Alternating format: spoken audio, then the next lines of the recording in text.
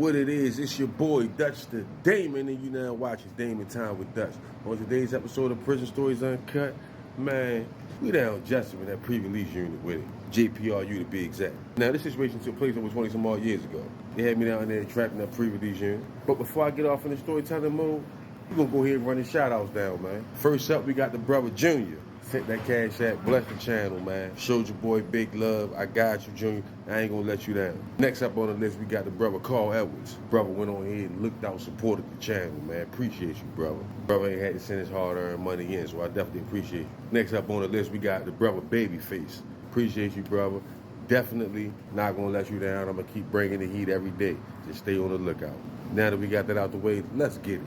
Now, like I said, man, when I got down JPRU in that pre-release unit, right, I really wasn't supposed to be down there. They sent me down there by mistake. I had way too much time to be down there, but I went on ahead and went. I wasn't gonna put up no fuss about it. But anyway, as soon as I got down there, the brother went on ahead and threw me in the motherfucking position to where I can have a little rank and status, you know what I mean? Wasn't a big dub, but I was in the gang. So long story short, the brother went home, left me the seat. That's how I took over that jail. Got in the driver's seat, went ahead and started running that show down there. Now, some of the people that's gonna be discussing this video, man, real East Baltimore savages, man. Under no circumstances is we saying anything is factual, we just saying allegedly. But anyway, so the brother Caddy was down there at the time, right? It's my boy, Asmar, it's my boy. He from up in Greenmount area. But he originally from Philly. A lot of people don't know that. He came down when he was real young. Shorty, real gangster, you know what I mean? Rest in peace, Caddy, man. But anyway, he the one that stamp Shorty I'm about to tell y'all about, right? And like I said, I was running the show down at JPRU or whatever. Little dude moved in my dorm. They put him like 2 bunks over from me, right? Caddy had already known him. His name was Lil Dave. Yeah, Lil Dave, my brain man. So somebody went on ahead and told him who I was. So he was real curious. He was on the Curious George tip to figure out how he can have a conversation with me, right? And I peeped that shit, so I was already knowing. I let him lay his Fox game down. He came over to him, he shook my hand and already introduced himself, told me who he was or whatever, told me where he was from, right? Now already off the brick, I noticed he had a kufi on his head, so I knew he was Muslim, right? But right here, like in the wedge of his hand right there, he had some shit on his hand tattoo, he said YGF. So when I see this, my antennas go off, right? I've been hearing about this shit. Shit been in the newspaper and everything up on Greenmount Avenue, YGF.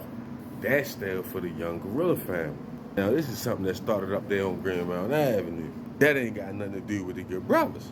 But when I see it, I automatically knew what it was, so I asked, like, yo, what's up with that, yo? He quickly explained to me, like, nah, man, I hollered at Naeem.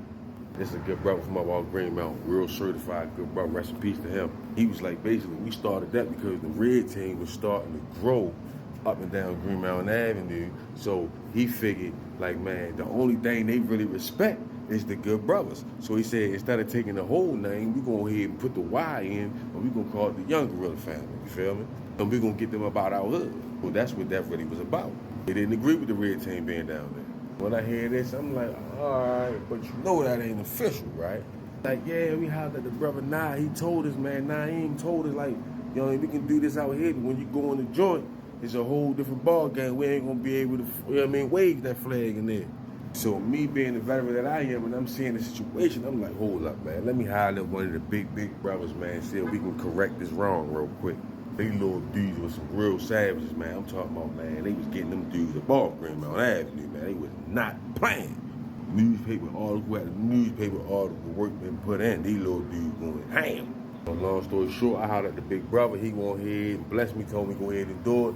I bring Shorty home on a good brother tip. He tells me he one of the originators, he one of the ones who started the YGF, right? He went ahead and got his mind right. Now, my process of bringing him over, Shorty tell me, like, don't leave nothing out, man. Put me through the strictest of the routines, man. I want to come over the right way, bro. And so I did that shit. He went through some serious training, mentally and physically.